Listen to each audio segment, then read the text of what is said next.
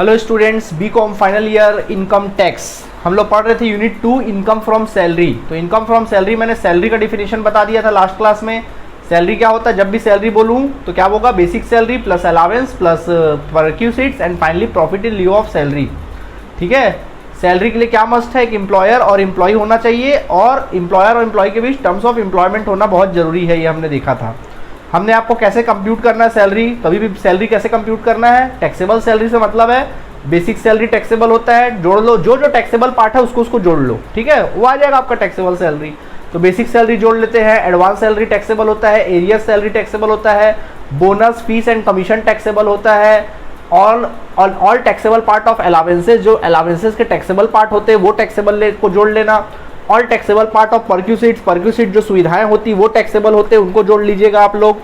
ठीक है, इसके बाद हम लोग बाकी कुछ मैंने लीव इन कैशमेंट बताया था, तो खैर अदर चीज़ें हैं वो अपन सीखते सीखते सीख जाएंगे। एंड देन फाइनली मैंने बोला था डिडक्शन आप घटा दीजिए। 3 प्रकार के डिडक्शन मिलते हैं। पहला सेक्शन 16(1) स्टैंडर्ड डिडक्शन मिलता है 50,000 रुपये, सीधा एक मुश्त मिलेगा 50,000 रुपये। उसके बाद दूसरा होता है एंटरटेनमेंट अलावेंस, ये सिर्फ गवर्नमेंट एम्प्लॉय को मिलता है, कैसे करना है बताएंगे।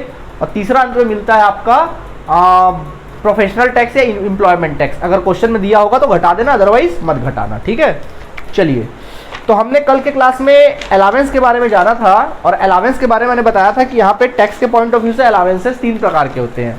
सबसे पहला होता है फुल्ली टैक्सेबल अलावेंस, दूसरा पार्शली टैक्सेबल अलावेंस और तीसरा 100% टैक्स फ्री अलावेंस। तो पहला होता है फुल्ली टैक्सेबल अलावेंस। तो पहले हम लोग बात करेंगे फुल्ली टैक्सेबल अलावेंस की बात करेंगे। तो फुल्ली टैक्सेबल अलावेंस में हमने आपको बताया था dearness pay, dearness allowance, tiffin allowance, fixed medical allowance, project allowance, hill allowance और अपना marriage allowance, family allowance, fixed medical allowance, city compensatory allowance, warden allowance, proctor allowance, telephone allowance, etcetera etcetera etcetera. दिमाग में बैठा लेना, ठीक है। इसको क्या करना है, ये आपका फुल्ली टैक्सेबल अलावेंस देख लिए थे। आज स्टूडेंट जो हम बात करने वाले हैं वो है आप लोगों का नंबर 2 टॉपिक है, and that is your partially taxable allowance. Partially taxable allowance, partially taxable allowances, ये वो अलावेंसेस है जो पार्शली टैक्सेबल अलावेंस है। कैसे अलावेंस है, पार्शली टैक्सेबल अलावेंस है, मतलब कुछ पार्ट टैक्सेबल होता है, कुछ पार्ट टैक्स फ्री होता है, कुछ पार्ट टैक्सेबल है, कुछ पार्ट क्या है, टैक्स फ्री है। तो सबसे पहला उसमें आता है house rent allowance. First of all क्या आता है इसमें, हाउस रेंट अलावेंस। क्या होता है पहले जाने, हाउस रेंट अलावेंस। रेंट मतलब होता है किराया, हिंदी में इसको बोलते हैं मकान किराया भत्ता। क्या कहते हैं इसको हिंदी में, मकान किराया भत्ता कहा जाता है। ठीक है, अब सुनो हाउस रेंट अलावेंस। देखो हाउस रेंट अलावेंस क्या होता है समझ लो। जैसे मान लीजिए कोई क्या है, एम्प्लॉई है। अब मान लो मैं आपका एम्प्लॉयर हूँ और आप मेरे एम्प्लॉई हो, आपके पास रहने को मकान नहीं, घर नहीं है। तो आप मेरे पास आते हो, बोलते सर मेरे पास तो रहने का मकान नहीं, घर नहीं है, मैं कहीं मेरे पास तो मकान नहीं रहने का, अब मुझे घर वर दे दो सुविधा। तो मैं बोलूँगा अरे भैया घर वर तो नहीं दे पाऊँगा। तो आप बोलोगे ठीक है सर मैं जा रहा हूँ। मान लो आप रायपुर में रहते हो, ठीक है, आप कहाँ रहते हो, रायपुर में रहते हो। ठीक, अब रायपुर में रहते हो, अगर आप रायपुर में यही काम करते हो तो रायपुर में आपको सैलरी मिलती मान लो 10,000 पर मंथ। ठीक है, अब बिलासपुर में आ रहे हो तो बिलासपुर में आपको सैलरी मिल रही, रायपुर में रहते हो तो आपको कितना मिलता है 10,000 पर मंथ, बिलासपुर में आपको 12,000 पर मंथ मिल रहा है, करके आप बिलासपुर में आके मेरे यहाँ काम कर रहे हो। ठीक है, लेकिन प्रॉब्लम ये है रायपुर में तो 10,000 पर मंथ कमा रहे हो, लेकिन बिलासपुर में आके 12,000 कमा रहे हो। लेकिन प्रॉब्लम ये है कि यहाँ पर आप, वहाँ पे आपका खुद का घर है, यहाँ पे आपको किराए पे रहना पड़ रहा है, तो आपको रेंट देना पड़ रहा है तकरीबन 3,000 पर मंथ। यहाँ रेंट दे रहे हो करके 3,000 पर मंथ, यानी सैलरी कितना पड़ रहा है 9,000 पर मंथ। तो आप मेरे पास आए, बोले सर मकान नहीं, मेरा तो किराए में ही चला जा रहा है, इससे अच्छा मैं रायपुर में जाके घर में वहीं आराम से 10,000 की नौकरी ना करूँ, उल्टा तो मेरे को यहाँ नुकसान हो जा रहा है, 12,000 आप दे रहे हो। तो मैं बोलूँगा अरे यार रुको यार, कहीं जाओ आओ मत। मैं बोलूँगा आपको परेशानी होता है ना, अब मकान तो मैं आपको दे नहीं सकता रहने के लिए, एक काम करो आज से मेरे से कुछ रुपए है, मैं नहीं पूछूंगा आप किराया कितना देते हो, मैं नहीं पूछूंगा। मैं बोलूँगा अच्छा आज से तुम हर महीने मेरे से हाउस रेंट अलावेंस रख लो। मैं बोला चलो हर महीने मेरे से 3,000 रुपये, 4,000 रुपये या 3,000 रुपये हाउस रेंट अलावेंस रख लो। मैंने बोला अब आप मत नाम लेना कि भाई सर मकान चाहिए करके, मतलब आपसे किराया नहीं पूछूंगा, आपको हर महीने हाउस रेंट अलावेंस दे दूंगा।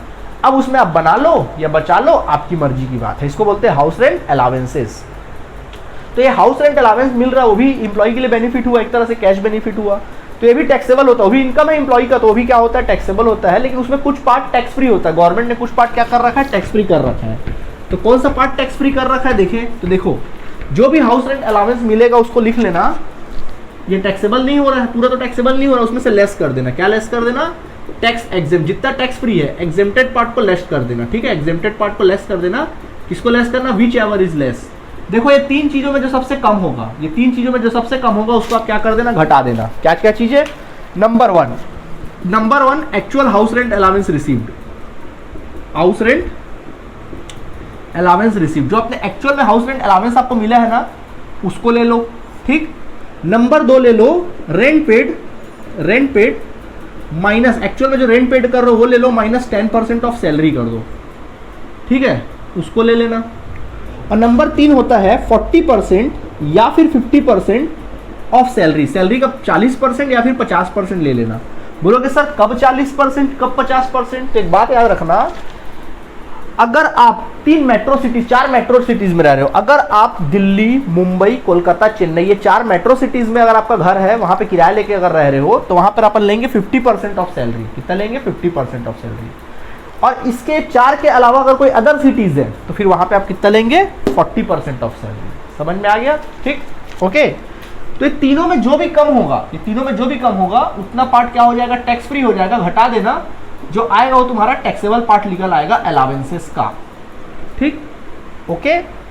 अब सवाल उठता है कि सर यहाँ पे सैलरी का मतलब क्या होगा? किसको लेंगे अपन सैलरी के रूप में? तो बच्चों यहाँ पे सैलरी का मतलब होता है, ध्यान रखना, वर्किंग नोट में लिखना, सैलरी का मतलब बेसिक सैलरी होता है प्लस डियरनेस पे होता है। डियरनेस पे क्यों जोड़ रहा हूँ? क्योंकि under the terms of employment होता है, मतलब उन चीजों का आप जोड़ोगे जो under the terms of employment होता है। यहाँ पे सैलरी का मतलब उन चीजों से है जो टर्म्स ऑफ एम्प्लॉयमेंट होता है, जो पार्ट ऑफ सैलरी होती है, जो सेवा शर्तों के अधीन होता है। तो बेसिक सैलरी होता ही है, डियरनेस पे भी होता है। डियरनेस अलावेंस होता है क्या? नहीं सर, डियरनेस अलावेंस तो नहीं होता है, बट अगर वहां पे लिख दिया जाए under the terms of employment तो ले लेना, अगर नहीं लिखा है तो छोड़ देना, तब मत लेना। सिर्फ डियरनेस अलावेंस मत लेना भैया, पाप पड़ेगा। ये सिर्फ डियरनेस अलावेंस मत लेना, क्योंकि सिर्फ डियरनेस अलावेंस लिखा है मतलब वो पार्ट ऑफ सैलरी नहीं है। लेकिन अगर वहां लिख दिया dearness under the terms of employment या पार्ट ऑफ सैलरी, तब भले ले लेना। और तीसरा जो होता है आपके टर्म्स ऑफ एम्प्लॉयमेंट में, and that is your commission on sales. क्या होता है? Commission on sales. देखो जो मार्केटिंग में जॉब में लगते हैं ना, तो लोगों को बकायदा टर्म्स ऑफ एम्प्लॉयमेंट होता है कि देखो भैया तुमको बेसिक सैलरी भी मिलेगा, डियरनेस पे भी मिलेगा, और अगर आप कोई माल बेचते हो तो उस पर कमीशन भी मिलेगा। ये टर्म्स ऑफ एम्प्लॉयमेंट में होता है, कमीशन ऑन सेल्स या टर्नओवर, ठीक है। टर्म्स ऑफ किस में होता है? एम्प्लॉयमेंट में होता है।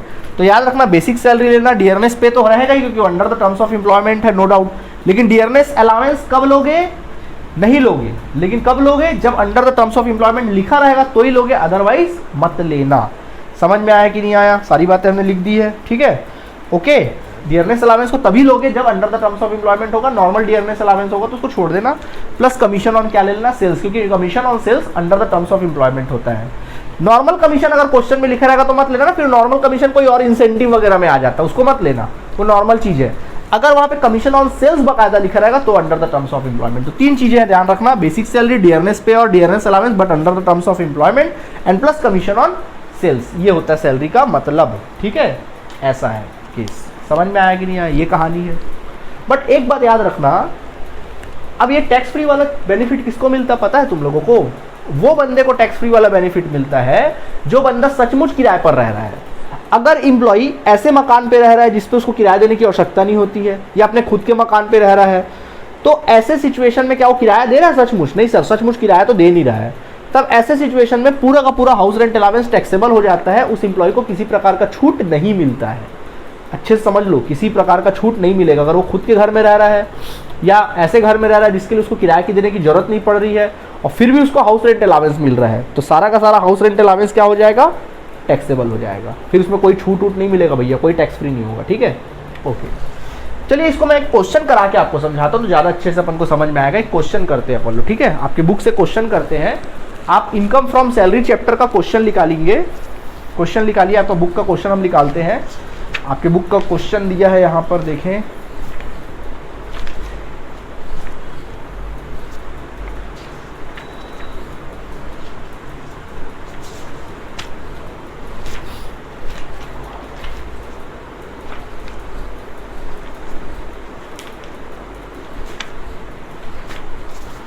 ओके स्टूडेंट, तो देखिए क्वेश्चन नंबर 2 देखेंगे आप सभी। क्वेश्चन नंबर 2 देखिए, 2 में क्या लिखा है? देखिए 2 में देखो 3 क्वेश्चन दिया है, 3 in 1 है, मतलब 3 अलग अलग है, A B C 3 अलग अलग क्वेश्चन है। अपन देखते डील करते कैसे बनाना है अपन लोग को।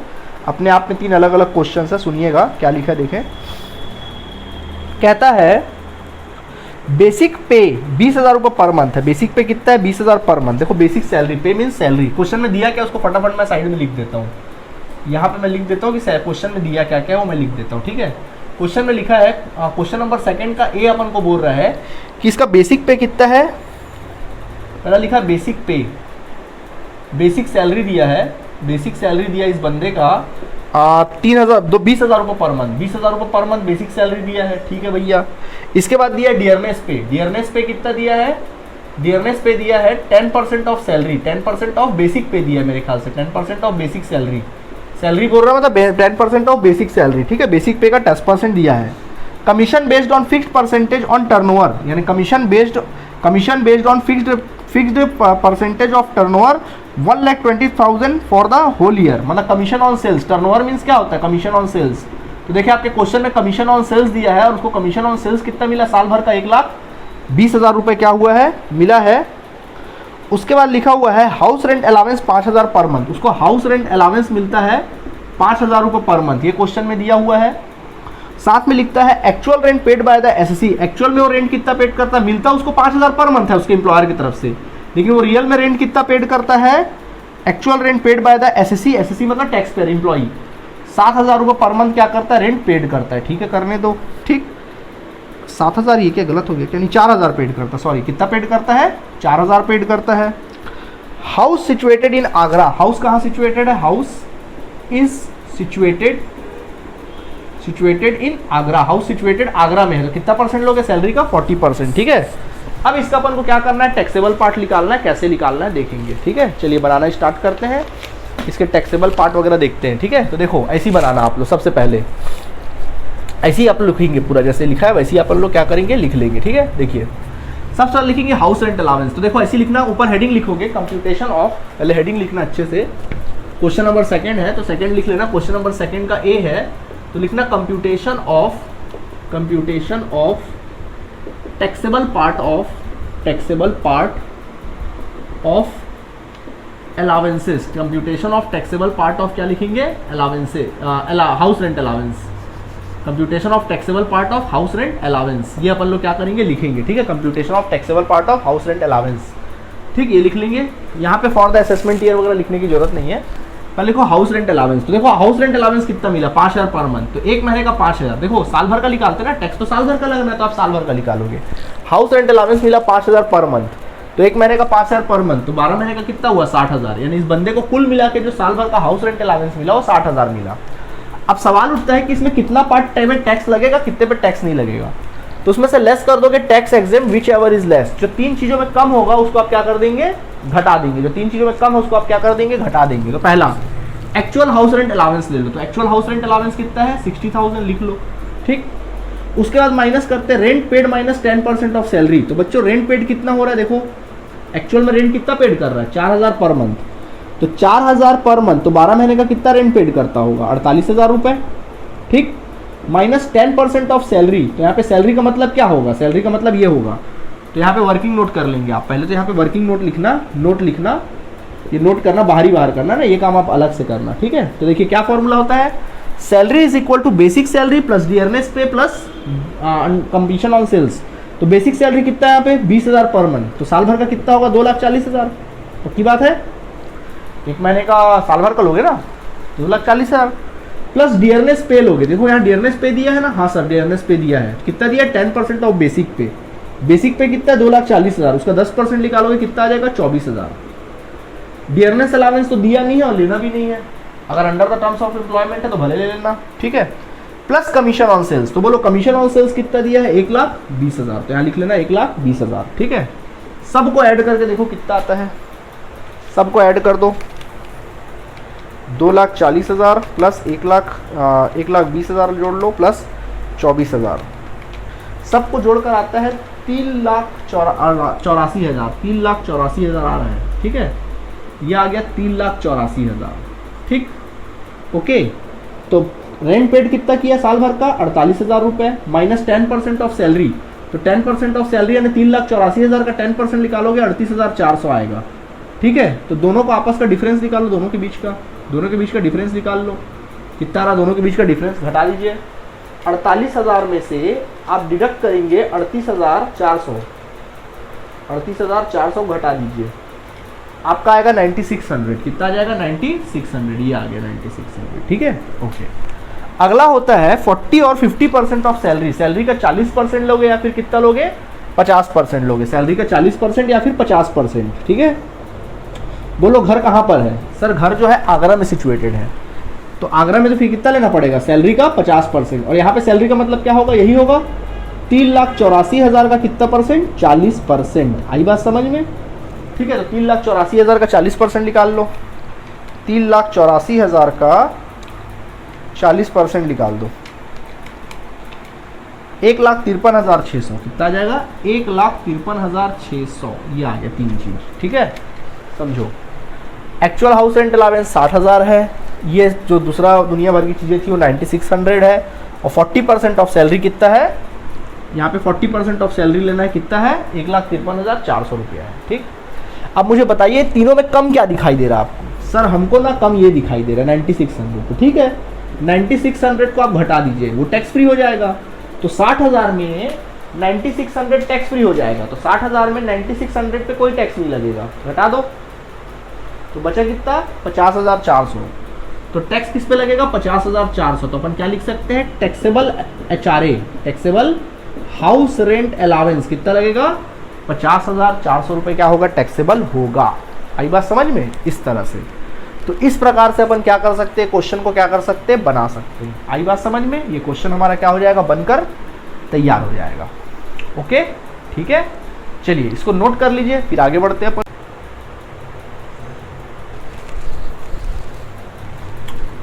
हो गया होगा यहाँ तक आप लोगों का? ठीक है, इसी में देखिए बी नंबर क्वेश्चन में बना के दिखाता हूँ आप लोगों को। चलिए अब हम बताते हैं आपको बी नंबर क्वेश्चन। इसी में चलो बी बता के दिखाता हूँ, बना के दिखाता हूँ। मैंने 2 सेकंड का 2 बता दिया, चलो अब मैं बी बना के दिखाता हूँ। सी आपको होमवर्क दे दूंगा। ठीक है, बी में बना के दिखा रहा हूँ। क्या है देखते हैं, यही क्वेश्चन है, इसी टाइप का क्वेश्चन है, देखते हैं क्या कहानी इसका। फॉर्मेट वही रहेगा।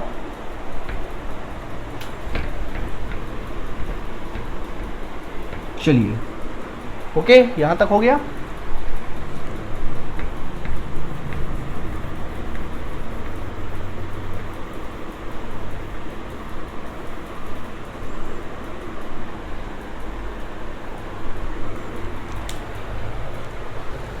चलिए अब बी में क्या कहता है आपकी बुक में? देखिए बी में क्या लिखा है?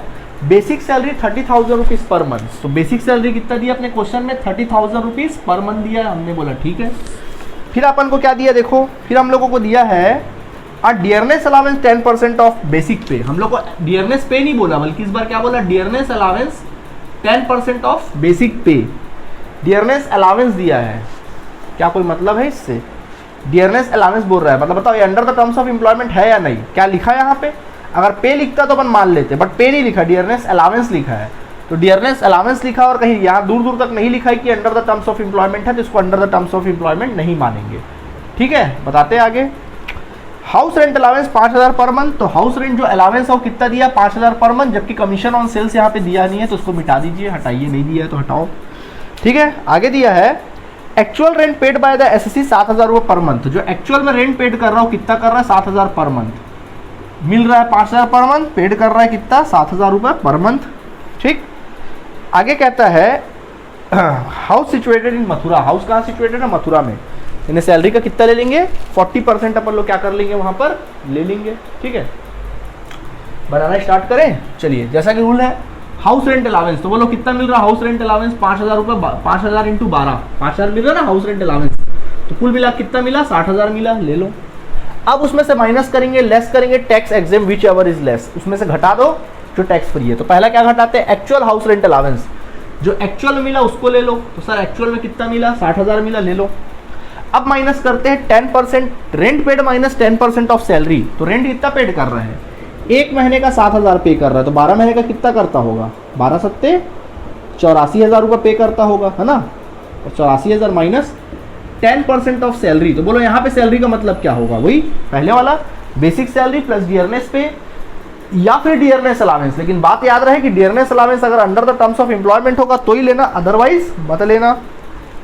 Plus commission on sales. तो देखो बेसिक सैलरी कितना है यहाँ पे 30,000 पर मंथ है, तो एक महीने का 30,000, तो 12 महीने का कितना हो गया 3,60,000 रुपए, पक्की बात है।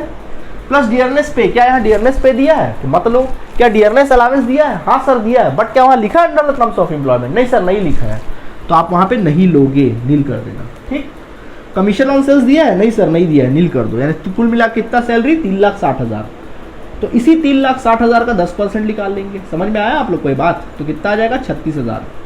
चलिए घटा दीजिए, 84,000 में से 36,000 को आप डिडक्ट कर दीजिए। 84,000 में से हम घटा देंगे 36,000 को घटा देंगे, कितना आ जाएगा 48,000। हमारा आ जाएगा यहाँ पे कितना 48,000। ठीक है ओके।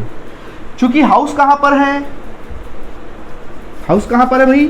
मथुरा में है, तो कितना लेंगे 40% ऑफ सैलरी, और हमारा सैलरी कितना है यहाँ पर 3,60,000। इसी 3,60,000 का 40% निकाल दीजिए। ठीक है चलो निकाल दो, तो 3,60,000 का 40% निकाल दीजिए, कितना आ जाएगा 1,44,000 आ गया। ठीक। अब हमें बताइए ये तीनों चीज़ों में सबसे कम कौन दिख रहा है? सर हमको तीनों में सबसे कम ये दिख रहा है, तो कितना कर दोगे 48,000 रुपये कर दोगे। ठीक है 60,000 में से 48,000 घटा लीजिए, कितना आ जाएगा 12,000, ये टैक्सेबल पार्ट आएगा। ठीक है मान लो अगर ये तीनों चीज़ों में यही कम हो जाता 60,000, तो पूरा 60,000 घटा देते, नील आता आंसर। अगले वाले क्वेश्चन में ऐसा होगा आपके साथ, देखना। ठीक है तो सी वाला आप लोग के लिए होमवर्क है, तो उम्मीद है आप लोग को यहाँ तक अच्छे से समझ में आ गया होगा, इसको नोट कर लीजिए। और सी जो क्वेश्चन है वो आप लोग के लिए क्या रहेगा, होमवर्क रहेगा। बाकी क्वेश्चन हम आगे देखेंगे, आगे रूल्स वगैरह करते जाएंगे और बात करते जाएंगे। ठीक है तो यहाँ तक आप नोट कर लीजिए, ये आप नोट कर लीजिए। ठीक है ओके स्टूडेंट्स, तो हम लोगों ने पार्शली टैक्सेबल अलाउंस से पहले हाउस रेंट अलाउंस क्या कर लिया, सीख लिया। ठीक है अगला होता है आपका एंटरटेनमेंट अलाउंस। क्या होता है एंटरटेनमेंट अलाउंस? एंटरटेनमेंट अलाउंस के साथ क्या है देख लो, क्या होता है पहले जान लो। एंटरटेनमेंट अलाउंस अगला है एंटरटेनमेंट अलाउंस, एंटरटेनमेंट अलाउंस है। ठीक है एंटरटेनमेंट अलाउंस क्या होता है, इसको हिंदी बोलते हैं मनोरंजन भत्ता। मनोरंजन भत्ता क्या होता है सर? ये मनोरंजन भत्ता सुनो, मान लो हम आपके एम्प्लॉयर और आप हमारे क्या है एम्प्लॉई है। ठीक है हमारा कोई क्लाइंट, हमारा कस्टमर जो है वो बाहर से आता है, मान लीजिए फॉरेन से आ रहा है या दिल्ली से आ रहा है, कोलकाता चेन्नई कहीं से ही बाहर से आ रहा है, और वो हमारा बड़ा क्लाइंट है भाई। अगर वो हमको ऑर्डर देगा, छोटा मोटा क्लाइंट नहीं है, हमारा बहुत बड़ा क्लाइंट है, अगर वो हमको ऑर्डर देगा तो हमारा बिजनेस जो है काफ़ी अच्छा फलेगा फूलेगा और हमको करोड़ों रुपए का हमको ऑर्डर देता है। तो ऐसे कस्टमर आते हैं, तो मैंने आपको अपॉइंट कर दिया। मान लीजिए मैंने बोला कि भाई देखो कोई भी कस्टमर आता है तो उसका आवभगत आप करो। आप क्या करो, उसको जो भी कस्टमर, मैंने आपको एक जिम्मेदारी दे दी कि भाई आप एक काम करो, कोई भी कस्टमर अगर बाहर से आएगा तो उसको बाकायदा एंटरटेन करो, उसको अपने साथ रखो, उसको खाना खिलाओ, उसको पिक्चर दिखाओ, जहाँ घूमता वहाँ घुमाओ, उसको एंटरटेन करो। जो भी खर्चा होगा आके मेरे को बता देना। ठीक, या मैं बोलूँगा मत बताना, अपने जेब से खर्चा करना। ठीक है आप अपने जेब से खर्चा करो, जो बनता उतना खर्चा कर दो। ठीक है बाकी देख लेंगे। आप खर्चा कर दिए, आपने घुमाया फिराया, खर्चा वर्चा किया, मैं आपसे नहीं पूछूंगा कितना खर्चा किया, मैं आपको अपॉइंट किया हूँ, आपका काम ही वही है। तो मैं आपको हर महीने क्या करूंगा, एक राशि दे दूंगा, 5,000 7,000 रुपये हर महीने दे दूंगा एंटरटेनमेंट अलाउंस। बोलूंगा भाई जो भी कस्टमर आता है आप उसको एंटरटेन करो, जितना पैसा खर्चा होता है वो आप जानो, मैंने आपको अलाउंस दे दिया, अब आप जानो। ठीक, आप बना लो या बचा लो, आपका मैटर है। ठीक है आपको एंटरटेनमेंट अलाउंस मिल रहा है और आपका काम है मेरे एम्प्लॉय को मेरे क्लाइंट को अच्छे से आपको एंटरटेन करना है, उसको किसी प्रकार की शिकायत नहीं होनी चाहिए। शिकायत हुई ऐसा मत करना भैया कि एंटरटेनमेंट अलाउंस दिए तो कुछ उसको खिलाई पिलाई नहीं रहे, सारा पैसा खुद ही खा जा रहे हैं। क्लाइंट तो गुस्सा आ जाएगा ना, अगर मेरा कस्टमर टूटा तो मैं तुमको यहाँ से एम्प्लॉय को निकाल दूंगा यहाँ से। ठीक है एंटरटेनमेंट अलाउंस। ओके चलिए, तो एंटरटेनमेंट अलाउंस मालूम है उसका सीधा डिडक्शन मिलता है, एग्जेम्प्टेड नहीं होता, डिडक्शन मिलता है। वो अपन देखेंगे जब बनाएंगे क्वेश्चन, सीधा डिडक्शन मिलता है। तो एंटरटेनमेंट अलाउंस इसमें थोड़ा भेदभाव है। एंटरटेनमेंट अलाउंस टैक्सेबल होगा कि नहीं होगा, इसमें थोड़ा भेदभाव है। एक है गवर्नमेंट एम्प्लॉय और दूसरा है प्राइवेट एम्प्लॉय। दूसरा है कौन, प्राइवेट एम्प्लॉय। अगर कोई प्राइवेट एम्प्लॉय को एंटरटेनमेंट अलाउंस मिल रहा है तो ये 100% फिर टैक्सेबल हो जाता है। इसमें किसी प्रकार का आपको छूट नहीं मिलेगा, याद रखना, किसी प्रकार का कोई छूट नहीं मिलेगा, सीधा वो पूरा का पूरा क्या हो जाएगा, टैक्सेबल हो जाएगा। समझ में आया? लेकिन अगर गवर्नमेंट एम्प्लॉय है तो फिर उसको डिडक्शन मिलेगा। इस पर क्या मिलेगा, डिडक्शन, छूट मिलेगा। मतलब क्या, एग्जेम्प्टेड नहीं होगा, ये छूट होगा, सीधा छूट मिलेगा, डिडक्शन मिलेगा जो एंड में अपन घटाते हैं। ठीक है तो क्या छूट मिलेगा, कितना डिडक्शन मिलेगा, which ever is less, which ever is less, which ever is less. ये तीन चीज़ों में जो सबसे कम होगा उतना उसको क्या मिल जाएगा, डिडक्शन मिल जाएगा। नंबर एक एक्चुअल में जो एंटरटेनमेंट अलाउंस मिला है वो ले लो, एक्चुअल एंटरटेनमेंट अलाउंस रिसीव्ड वो ले लो। नंबर 2 ले लो 20% ऑफ सैलरी, जितना सैलरी उसका कितना परसेंट, 20%। बोलोगे सर यहाँ पे सैलरी का मतलब क्या, वही सैलरी का मतलब होगा जो अभी सिखाया आपको, basic salary plus dearness pay या फिर dearness allowance but under the terms of employment plus commission on sales, याद रखना, ठीक है, वो होगा। और नंबर 3 मैक्सिमम फिर कितना होगा, 5,000 रुपये। ये तीनों में जो सबसे कम होगा उतना आपको डिडक्शन मिल जाएगा, छूट मिल जाएगा। अब इसका क्वेश्चन जब बनाएंगे तब देखेंगे, बड़े क्वेश्चन में आएगा, सीधा समझ में आया। और प्राइवेट एम्प्लॉय तो पूरा का पूरा क्या हो जाएगा, टैक्सेबल हो जाएगा। आई बात समझ में, ओके। चलिए, तो ये समझ में आ गया होगा आपको एंटरटेनमेंट अलाउंस। हम इसको क्या कर देते हैं, मिटा देते हैं, ठीक है। चलिए हम इसको मिटा ही देते हैं, ठीक है, ओके। आगे बढ़ जाते हैं, इसके बाद हम लोग नेक्स्ट देखते हैं इसके बाद, ठीक है। देखिए स्पेशल अलाउंस हो गया अपना काम, ठीक है। अब देखिए अगला आपको बुक में लिखा होगा स्पेशल अलाउंस। क्या होता है स्पेशल अलाउंस? देखो ये वो अलाउंस है जो अभी तक जो अलाउंस बताया हो सकता है हर इंप्लॉय को मिले, लेकिन ये वो अलाउंस है जो स्पेशल इंप्लॉय लोगों को मिलते हैं, बहुत कम लोगों को मिलते हैं, कुछ लोगों को ऐसा अलाउंस मिलता है, स्पेशल अलाउंस होता है। अब स्पेशल अलाउंस की 2 कैटेगरी है, एक कैटेगरी ए है और एक कैटेगरी क्या है, बी है।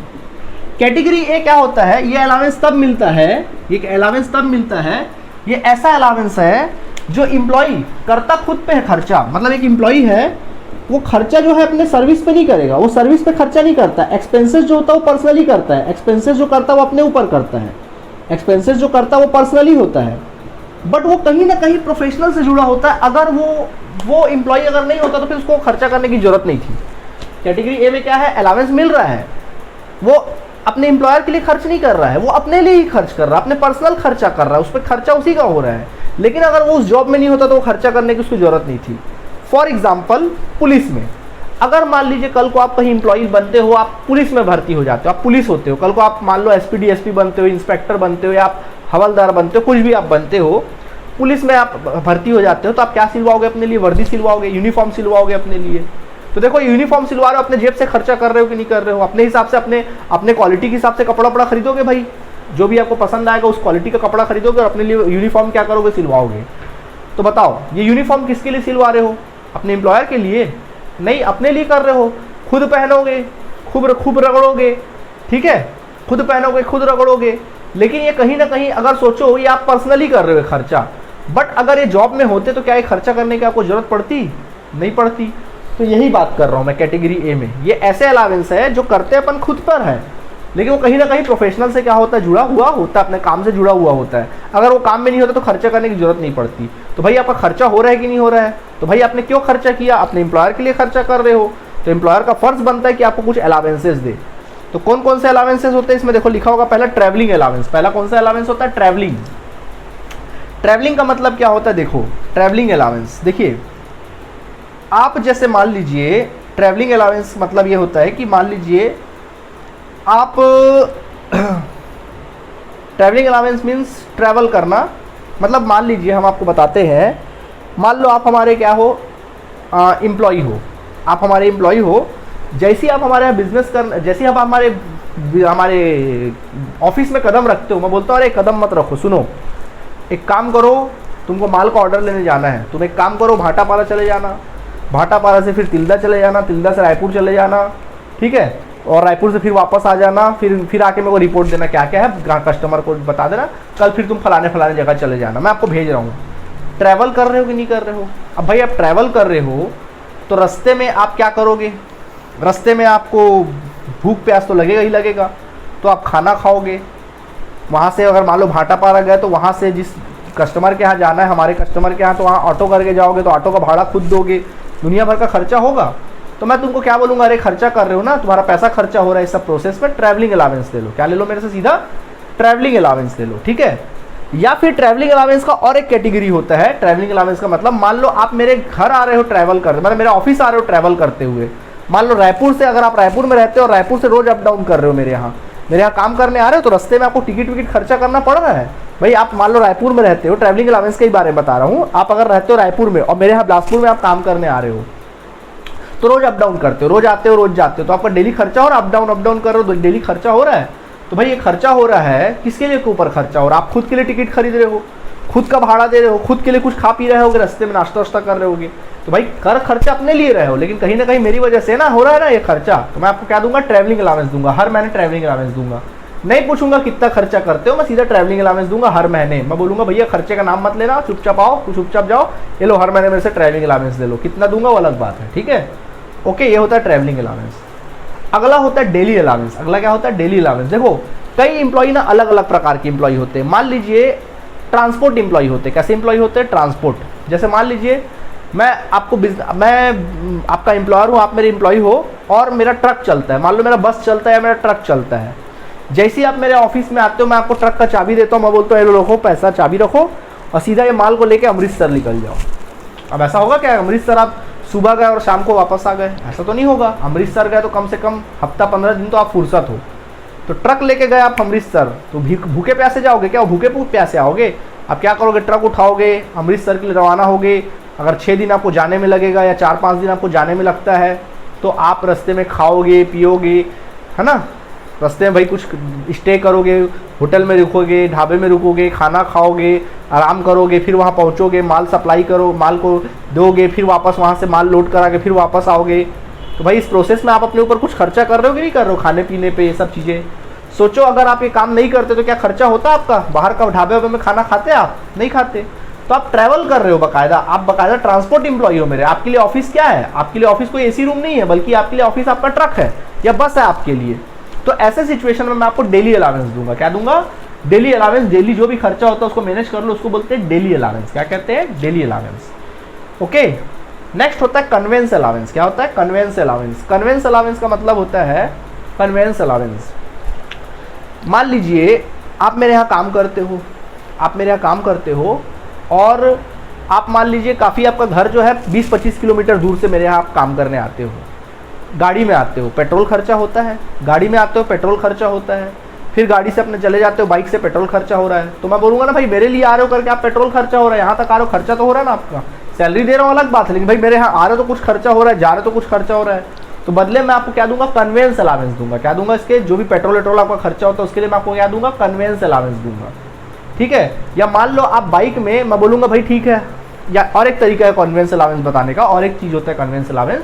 अगर मान लीजिए आप मेरे यहाँ आते हो, मैं आपका एम्प्लॉयर हूँ, आप मेरे एम्प्लॉई हो, मेरे यहाँ जैसे ही आप ऑफिस में कदम रखते हो मैं बोलता हूँ रुको, सुनो, जाओ एक काम करो, बुधवारी बाजार चले जाना, वहाँ से माल का ऑर्डर ले आना, वहाँ देख लेना कहाँ पे किसको किस चीज़ की ज़रूरत है, वहाँ चले जाना, सनिसरी बाज़ार चले जाना, वहाँ माल का ऑर्डर देखना, वहाँ कस्टमर लोगों से बात करना, फिर उसके बाद फिर तुम जाना, एक काम करना, सिरगिट्टी निकल जाना, वहाँ देखना, ठीक है, देख लेना, जाओ निकलो। गाड़ी रखे हो ना? आप बोलोगे हाँ सर गाड़ी रखे, मतलब जाओ। तो आप मन में क्या बोलोगे? पेट्रोल कौन भरवाएगा?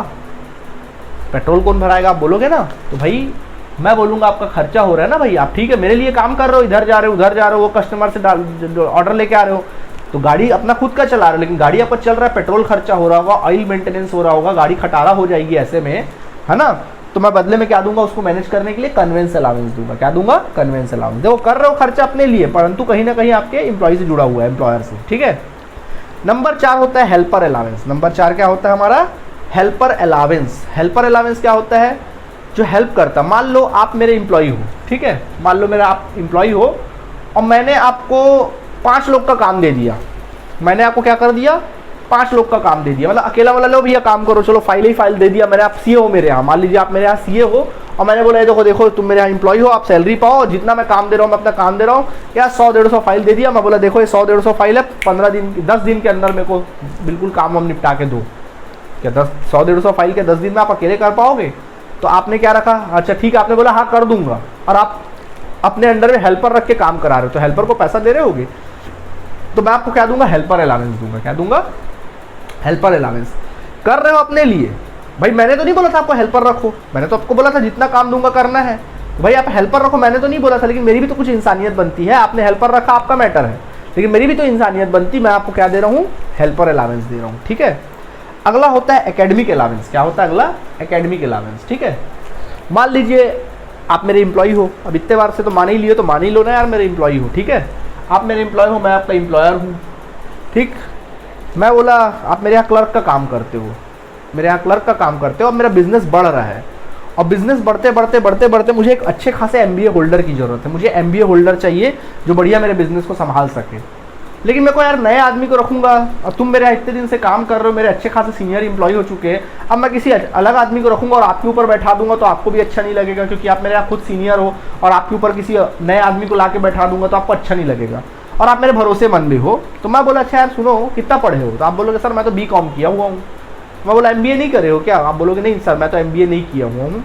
तो मैं बोलूँगा अच्छा ठीक है ना, एक काम करो एमबीए कर लो, जाओ एमबीए करके आ जाओ, मेरे को एमबीए होल्डर की जरूरत है, जाओ एमबीए करके आ जाओ और फिर जॉब ज्वाइन कर लो। आप गए एमबीए करने के लिए गए, तो भैया डिग्री किसके नाम से आएगा, आप ही के नाम से मिलेगा, मेरे नाम से डिग्री तो मिलेगा नहीं, तो खर्चा भी कौन करेगा, आप ही करोगे एमबीए करने के लिए। एमबीए करोगे, पैसा खर्चा करोगे, फीस दोगे, पढ़ोगे लिखोगे, एमबीए करोगे, डिग्री भी आपकी होगी। कल को छोड़ के भग गए मेरे को तो मैं क्या कर लूँगा, तो डिग्री भी आपकी है। एमबीए होल्डर आप एमबीए बनकर आ गए, खर्चा हुआ कि नहीं हुआ, तो बताओ क्या आपको एमबीए करने चाहिए था, आप करना चाह रहे थे, नहीं मेरे कहने पे हमने एमबीए किया है, खर्चा भी आपका हुआ, भले आपकी डिग्री आपके नाम पे लेकिन खर्चा भी तो हुआ आपका एमबीए करने में। तो मैं आपको दे दूंगा एकेडमिक अलावेंस दे दूंगा, क्या दे दूंगा, सीधा एकेडमिक अलावेंस क्या कर दूंगा आपको दे दूंगा, ठीक है, उसको बोलते हैं एकेडमिक अलावेंस। यानी कर रहे हो खर्चा अपने ऊपर लेकिन कहीं ना कहीं वो प्रोफेशनल से जुड़ा हुआ है। 6th होता है यूनिफॉर्म अलावेंस। तो यूनिफॉर्म अलावेंस तो मैंने एक्सप्लेन कर दिया, कई काम ऐसे होते हैं जिसमें यूनिफॉर्म की जरूरत पड़ती है। यूनिफॉर्म अलावेंस तो 6 अलावेंस सीखा हमने, travelling allowance, daily allowance, conveyance allowance, helper allowance, academic allowance and then finally uniform allowance, ठीक है, ये हमारा अलावेंस हो गया, ठीक है। अब सवाल उठता है कि ये एग्जेम्प्टेड कितना होता है, सवाल उठता है कि ये एग्जेम्प्टेड कितना होता है सर। तो देखो ये एग्जेम्प्टेड कहाँ तक होता है मालूम है, एग्जेम्प्टेड टैक्स फ्री होता है ये, लेकिन कहाँ तक होता है, tax free up to actual expenses. जितना रुपए आप एक्चुअल खर्चा करोगे उतना रुपए एग्जेम्प्टेड होगा। सर कैसे, मान लो कोई अलावेंस है, इसी प्रकार का कोई अलावेंस है, मान लो यूनिफॉर्म ही अलावेंस है, मान लीजिए इसी में कोई एक एग्जांपल दे रहा हूँ, यूनिफॉर्म ही अलावेंस है, ठीक है। आपको साल भर का यूनिफॉर्म अलावेंस मिला 60,000, सपोज आपको साल भर का यूनिफॉर्म अलावेंस मिला 60,000, तुरंत गवर्नमेंट कूद कर आया, बोला भैया टैक्स दे दे, तो आप बोलोगे अरे कुछ छूट तो दो। तो चलो मैंने बोला ठीक है, जितना एक्चुअल में कितना खर्चा किया हो बताओ, आपको मिला अलावेंस है 60,000, परंतु आपने खर्चा कितना किया ये बताओ।